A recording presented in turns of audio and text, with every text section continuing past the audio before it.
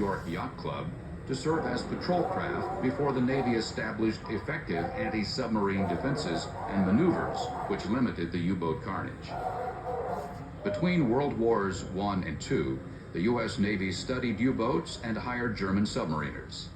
By studying German designs, American shipbuilders produced a series of improved submarine types. These new submarines had a wider range, making them capable of roaming the vast expanse of both the Atlantic and Pacific Oceans. Still, many of the Navy's top brass refused to consider the submarine as an offensive weapon, dismissing it simply as a fleet auxiliary or scout vessel. But the view quickly changed with the outbreak of war in both the Atlantic and Pacific Oceans.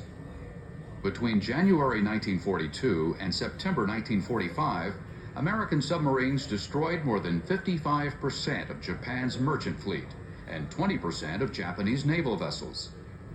Meanwhile, in the Atlantic, German submarines' extensive reliance on radio communication to coordinate attacks made them vulnerable to Allied naval forces, who inflicted heavy losses on the German U-boat fleet. U.S. Navy submarines also rescued a large number of American aviators, including a future U.S. President, George Bush. In 1944, the U.S. Navy's submarine Harder was lost off Luzon.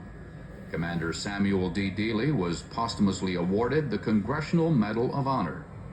In his 5 previous missions, Dealey sank 16 ships, including 4 Japanese destroyers.